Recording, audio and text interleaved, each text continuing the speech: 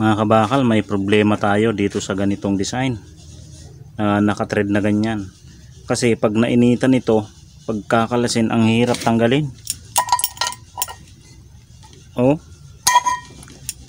mahirap. Kaya sa susunod na gawa natin, gagawan ito natin ng solusyon. Sa ngayon, ito lang muna ang natin. Oh, hirap po. Matigas. Oh. Kaya sa mga susunod na video natin, hahanapan natin ng solusyon yan. Yung disalpak na lang din dito para hindi tayo mahirapan sa pagtanggal. So ito mga kabakal, ang gagawin ko dito ngayon, magdadagdag tayo ng butas. Bubutasan ko dito pinakagitna, tapos ite-testing natin. Parang mahirap butasan ito, ang kapal nito oh. Pero susubukan natin kung kakayanin. Bubutasan natin to, dagdag ng niya, bomba sa hangin. 1.5 din, 1.5 lahat ito eh, butas niyan. So yan.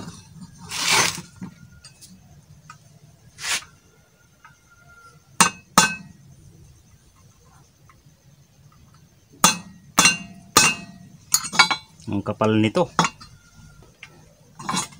Ayan, wala pang butas. Bubutasan natin.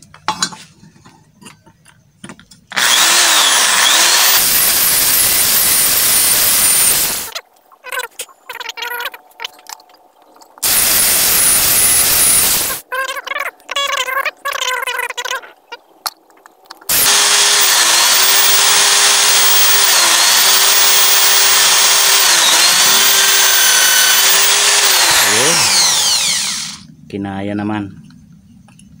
Kala ko may hirapan tayo.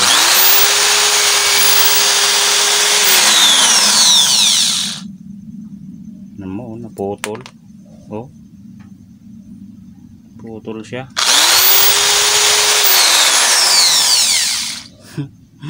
Uminit kasi. Sayang na naman yung isa nating drill bit. So naging 5 na yan. Butas sa ilalim ngayon. Susubukan natin ito.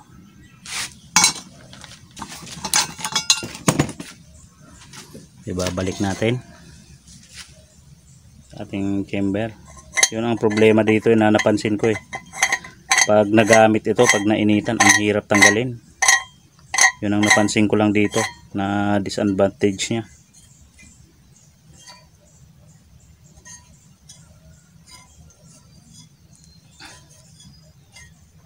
So ayan, naisentro na natin. Ngayon iti-testing nito. Ayun, yung naman nagtatanong pala kung saan naglalagay ng dito, ng daanan ng oil. Dito niya na itapat dito kasi walang butas na nakatapat diyan eh. Kasi kung ibababa nyo dito, banda rito, baka tamaan yung butas nun. Hindi kayo makakapagpihit dito. Hindi kagaya nung luma nating design na mapipihit nyo, maililihis nyo yung butas. Kaya dito na, itapat nyo na dito. Yan, diskarte nyo dyan. Kasi kung sa baba baka tamaan ng butas lalabas ang usok doon sa tubo ng oil. Kaya dito na lang itapat nyo dito. Kasi walang butas na nakatapat dyan sa tapat nya. Okay, kasi may nagtanong na kung saan daw maglalagay ng butas ng tubo ng oil. So i-testing natin ito kung may pagbabago. Ito mga kabakal, yung old style na pagpipreheat ang gagawin natin, yung crudo, at lalagyan natin ng papel. Tapos sa susunod na papaapoyin naman natin, ay ipipreheat natin, hindi tayo gagamit ng papel, gagamit tayo ng gasolina at crudo. At titingnan natin ang kaibahan. Kasi sa pagpipreheat, dito pa lang may carbon na yan eh. Magkakarbon na yan yung umpisa ng preheat. Pag naglagay tayo ng papel, magkakarbon na kasi ito eh. Kaya hindi malinis yung makikita natin na apoy nya. May carbon na nagumpisa sa loob ng chamber kapag kaganyan ang preheat. So sa susunod, titingnan natin yung pag preheat natin na gasolina lang at crudo. wala tayong gagamiting papel kasi liliyab yun eh. Ito may papel, kaya may carbon na yan na nag-umpisa, kaya hindi ito malinis, hindi malinis yung loob kasi carbon na yun, no? Yung nasunog na papel, carbon na yan. Yan na yung kakalat sa loob na umpisa ng carbon. Tayo lang natin uminit ng konti bago natin buksan yung ating blower. Yun, may carbon na yan, oh. Tingnan nyo. So ayan, oh, may carbon na yan. Yung carbon ng papel. Kaya hindi yan malinis. Sa umpisa pa lang kasi may carbon na. Kaya yung susunod na preheat na gagawin natin, yung walang papel, yung gasolina at kano naman crudo. Yan, bubuksan na natin yung ating blower.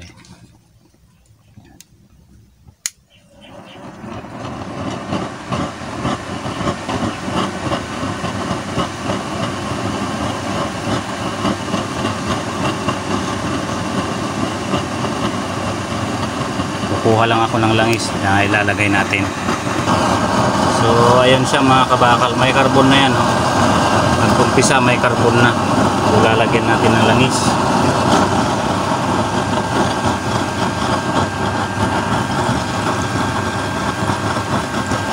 Ayan. Depende kasi sa pag-preheat dito kung may papel, wala, gasolina o crudo ang ipang preheat. Kasi kung gasolina at crudo, malinis talaga kasi walang nagumpisang carbon eh. So tingnan natin ang ano niya, performance niya. Ayun, oh, kumukulo sa ilalim. Oh, ano, kaya may carbon na yan kagad. So, ang solusyon natin dyan, tatanggalin natin yung mga papel. Saglit. So ito, papahinaan lang natin at tatanggalin natin yung mga carbon, mga papel. Ayun. Ayan. Kasi itong nagkukos ng carbon eh, ang papel na yan eh. Oh, may mga naiwan na. Oh, di bale, konti na lang. So ayan, malinis na. Subukan natin ngayong open yung ating blower. So ayan, wala ng carbon kasi natanggal na. Ayan, kulong-kulo na, oh, sa ilalim. Oh. So wala na ngayong carbon yan.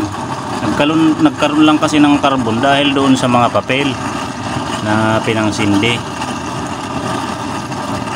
Ayan. So natanggal na yung papel. So wala ng carbon. Malinis na yan, oh. Ganyan yung preheat ng gasolina at crudo. So sa susunod, gagawin natin yon, preheat natin gasolina at crudo. Oh, yun yung carbon, oh, nanggal natin, kaya malinis yan, oh. Yun ang naging carbon, yung papel, hindi yung ano, hindi yung motor oil ang nag carbon kasi nahahalo naman siya, oh. Oh, nahahalo siya, oh. Yan, walang carbon. Okay. Ayan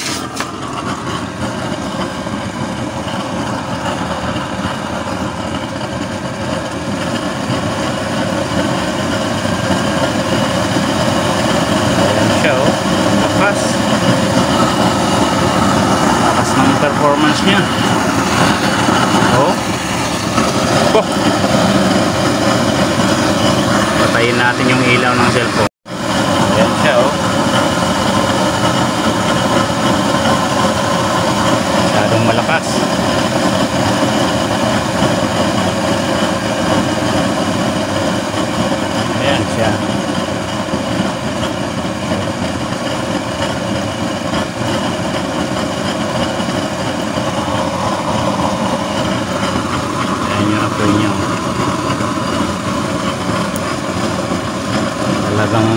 halong-halo na yan, no? Wala na yung carbon kasi natanggal na eh yung mga papel. Malinis na yan sa loob.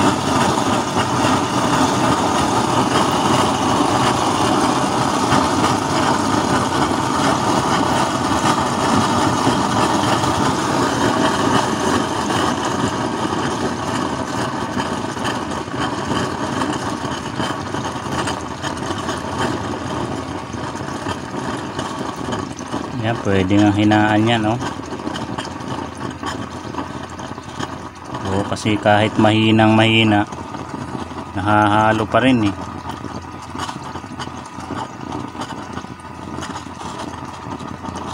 Kuha tayong isasalang nang makita natin.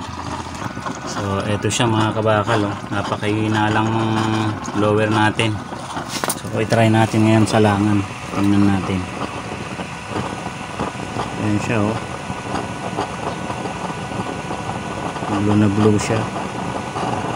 Napakahina na niyan, ng hangin. Tapos 1.5 lahat ng butas niyan.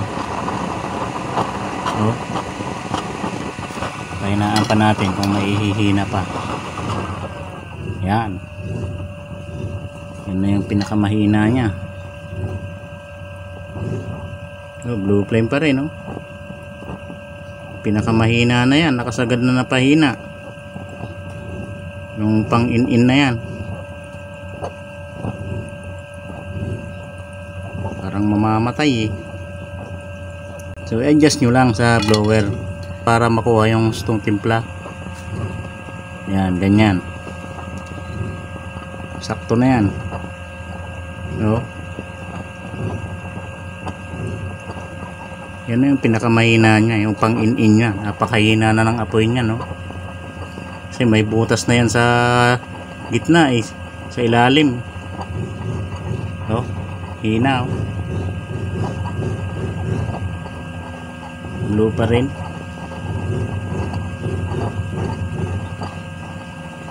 So okay siya.